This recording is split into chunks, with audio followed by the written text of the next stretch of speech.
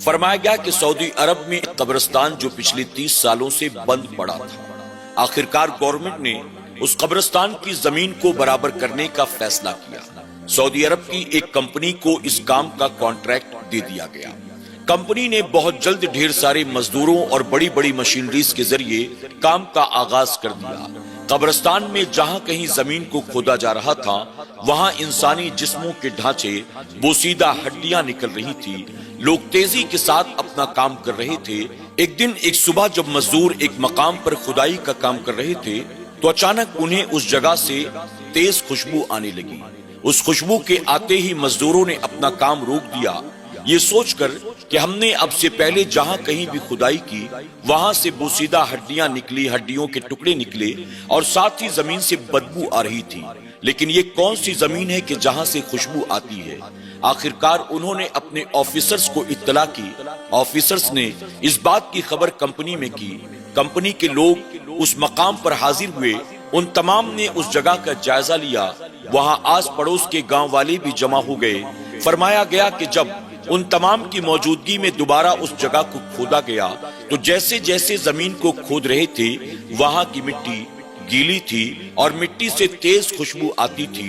جیسے جیسے زمین کو گہرا کھودتے چلے جا رہے تھے ویسے ویسے خوشبو بھی بڑھتی چلی جا رہی تھی، یہاں تک کہ جب اس قبر کو مکمل طور پر مزدوروں نے کھودا تو تمام دیکھنے والوں کی آنکھیں دیکھ کر پھٹی کی پھٹی رہ گئی۔ اس قبر کے اندر بوسیدہ ہڈیاں نہیں تھی، نہ ہڈیوں کا ڈھانچہ تھا، بلکہ اس قبر کے اندر ایک میت موجود تھی جس کے جسم کے اوپر کفن لپٹا ہوا تھا، اور کفن بھی ایسا تھا کہ جس پر کوئی داغ دھبا نہیں تھا۔ تمام لوگ حیران رہ گئے۔ جب قبرستان کے رجسٹر کو لا کر دیکھا گیا تو پتا چلا یہ ایک نوجوان کی میت تھی جس کو 30 سال پہلے اس قبر کے اندر دفن کیا گیا تھا۔ اب رائے مشورہ کرنے کے بعد اس کی لاش کو قبر سے باہر نکالا جاتا ہے اور اس کے چہرے سے کفن کو ہٹایا گیا تو یہ دیکھ کر تمام لوگوں کی آنکھیں پھٹی کی پھٹی رہ گئی۔ اس نوجوان کا چہرہ بالکل تر و تازہ تھا، ایسا محسوس ہوتا تھا کہ جیسے کچھ گھنٹوں پہلے اسے غسل دے کر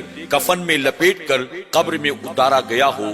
اللہ اکبر۔ قبرستان کے آس پڑوس میں رہنے والے چند لوگوں نے اس نوجوان کو پہچان لیا اور یہ بتایا کہ یہ فلاں علاقے کا رہنے والا ہے، اس کے گھر میں سوائے اس کے معذور والد کے کوئی اور موجود نہیں ہے۔ جب کمپنی والوں کو اس کے گھر کے بارے میں معلوم ہوا تو چند افراد کے ذریعے اس کے والد کو ساری باتیں بتائی گئی، لیکن چونکہ اس کے معذور والد اپنے گھر سے نکلنے کی، چلنے پھرنے کی طاقت نہیں رکھتے تھے، اس لیے رائے مشورے کے بعد اس کے جوان بیٹے کے جنازے کو دوبارہ اس کے گھر پہنچایا گیا اور گھر لے جا کر معذور والد کے سامنے بیٹے کا چہرہ دکھایا گیا۔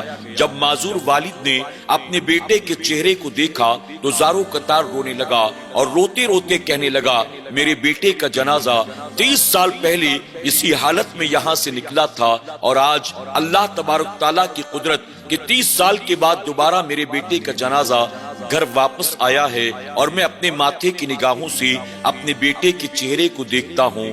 اللہ اکبر۔ تمام لوگ جو وہاں موجود تھے ایک والد کی آنکھوں سے بہتے آنسو کو دیکھ کر ان کی آنکھوں میں آنسو بھر آیا۔ آخرکار والد سے رائے مشورہ اور اجازت لینے کے بعد اس جنازے کو لے جا کر کسی اور قبرستان میں دفن کر دیا گیا۔ لوگوں نے اس مرحوم کے والد کو گھیر لیا اور پوچھنا شروع کیا، آپ ہمیں بتائیں آپ کے بیٹے کی ایسی کون سی نیکی تھی کہ 30 سال کے بعد اس کی قبر سے خوشبو آتی ہے، اس کا کفن بے داغ ہے، اس کا جسم بالکل صحیح سلامت ہے، اس کا چہرہ بالکل تر و تازہ ہے۔ آخر آپ کا بیٹا ایسی کون سی عبادت کرتا تھا، کون سے وظائف پڑھتا تھا، کون سی نیکیاں کرتا تھا؟ جب تمام لوگوں نے اصرار کرنا شروع کیا تو اس بوڑھے معذور باپ نے کہا، میرا بیٹا کوئی بہت بڑا عابد و زاہد تو نہیں تھا، کوئی بہت بڑا متقی اور پرہیزگار تو نہیں تھا، ہاں لیکن میرے بیٹے کی عادت تھی، میرا بیٹا نماز پنجگانہ کا پابند تھا، صف اول کا نمازی تھا، میرا بیٹا اذان فجر سے پہلے اٹھ جاتا تھا اور مسجد میں پہلے ہی پہنچ کر پہلی صف میں نماز فجر کو ادا کرتا تھا۔ اس نے کبھی نماز تو قضا کرنا دور کی بات ہے، جماعت کو نہیں چھوڑا ہے، اور اسی کے ساتھ میرا بیٹا میری خدمت کرتا تھا، خادم کی طرح، نوکر کی طرح ہر وقت وہ میرے آگے پیچھے گھومتا رہتا تھا۔ میرا بیٹا اپنی ذات سے زیادہ، اپنی خواہشات سے زیادہ، اپنی تمناؤں اور آرزوؤں سے زیادہ اپنے رب سے محبت کرتا تھا، اور رب تبارک و تعالیٰ نے اس محبت کا یہ صلہ عطا کیا کہ 30 سال کے بعد میرے بیٹے کا جسم بھی صحیح سلامت ہے اور کفن بھی داغ دھبوں سے محفوظ ہے۔ سبحان اللہ۔ ناظرین اکرام، آج کے اس واقعے سے ہمیں اور آپ کو یہ پتا چلتا ہے وہ لوگ جو واقعی اپنی ذات سے زیادہ اپنے رب سے محبت کرتے ہیں، اللہ تبارک تعالیٰ انہیں اس محبت کا صلہ دنیا میں بھی عطا کرتا ہے اور آخرت میں بھی عطا فرماتا ہے۔ وہ لوگ جو صوم و صلات کے پابند ہوتے ہیں، دنیا کی مال و دولت کے لیے، اپنے نفس کی خواہشات کے لیے، چند پیسوں کے لیے جو نمازیں قضا نہیں کرتے، بلکہ وہ اللہ سے محبت کرتے ہیں، اللہ کے ہر حکم کو وہ مانتے ہیں، وہ صوم و صلات کے پابند ہوتے ہیں، اللہ تبارک تعالیٰ انہیں دنیا میں عزت دیتا ہے، قبر میں اللہ انہیں سلامتی عطا کرتا ہے، اور آخرت میں اللہ انہیں جنت عطا فرماتا ہے۔ ہمیں اور آپ کو بھی چاہیے ہم بہت زیادہ باکمال نہ بھی بن سکیں، تہجد گزار نہ بھی بن سکیں، شب بیدار نہ بھی بن سکیں، کم سے کم نماز پنجگانہ کی پابندی کریں۔ نمازوں کے معاملے میں کاہلی سستی کرنا، ٹال مٹول کرنا، بہانے بازی کرنا، یہ ہمارا اور آپ کا کام نہیں ہے۔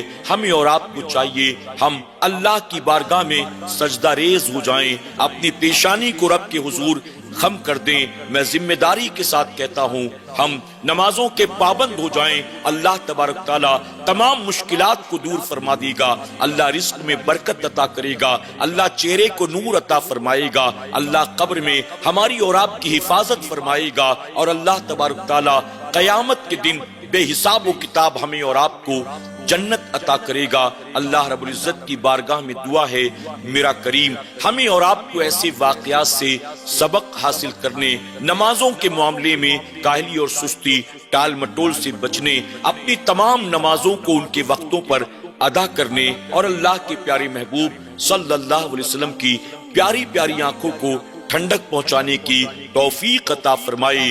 آمین یا رب العالمین۔